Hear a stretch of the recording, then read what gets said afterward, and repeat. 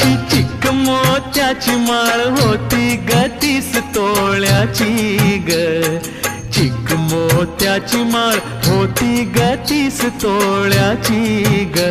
जसा गणपतीचा गोंडा चौरंगी लाल बावटा ग. गणपतीचा गोंडा चौरंगी लाल बावटा ग.